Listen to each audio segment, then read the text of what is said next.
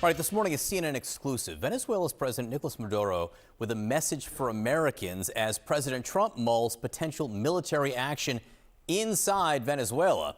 CNN contributor Stefano Pozzebon is in Caracas with the latest. Good morning, Stefano. Yes, good morning. I think that the value of the exchange that we had with Venezuelan President Nicolás Maduro yesterday here in Caracas is not on the message that he said, not what he said, because we have heard this type of speech, these messages of peace towards the United States before. But it's the fact that he was out on the street and surrounded, quite frankly, regular people, regular Venezuelans and the supporters of his government. The exchange was in a march just outside the Miraflores presidential palace. I was able to ask him what is his message for President Trump. Take a listen.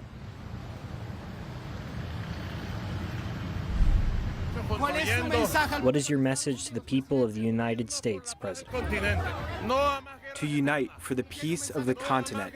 No more endless wars, no more unjust wars, no more Libya, no more Afghanistan. Do you have a message for President Trump? My message is yes, peace. Yes, peace. I think that it's important to highlight the context of that exchange. Maduro is not only the sitting head of state here in this country, but he is also, according to the White House accuses him of being the leader of a narco-trafficking cartel, and they even put a $50 million bounty on his head just a few months ago.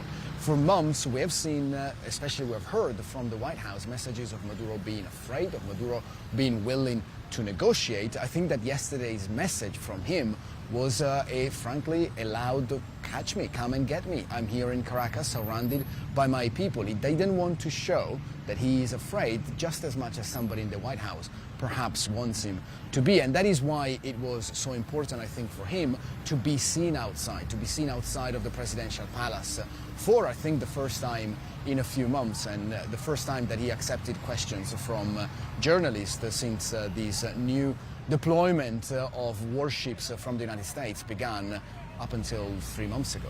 All right, Stefano Pozzebon in Caracas for us this morning. Stefano, thank you for your reporting.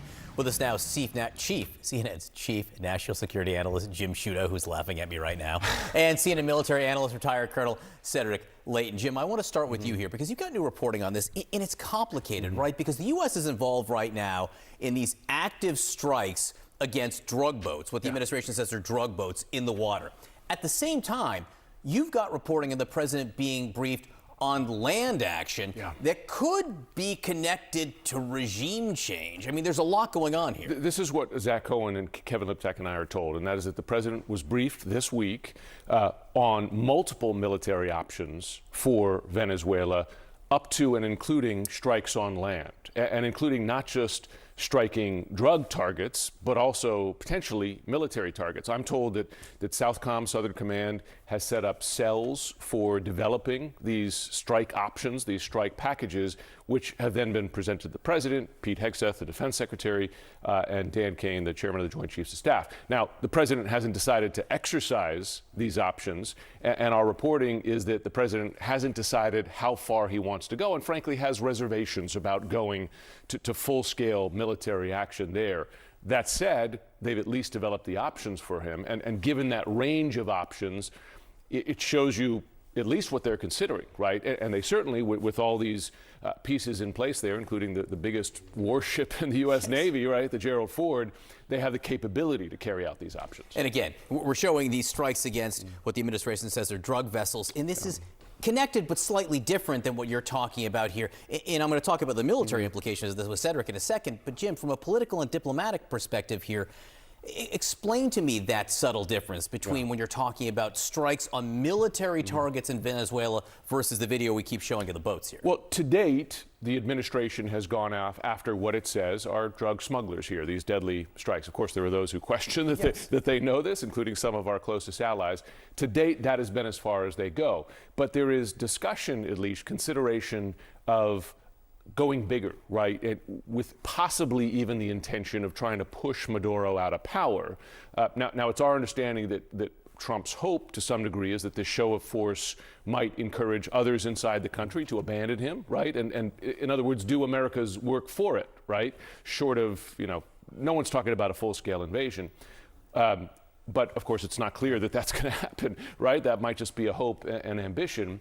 And at some point, the president might decide to apply more military pressure. So, Colonel Layton, to you, what's the difference from a military standpoint of continuing to hit these boats, which again the administration says are drug boats, and then striking on the ground at potential state targets inside Venezuela?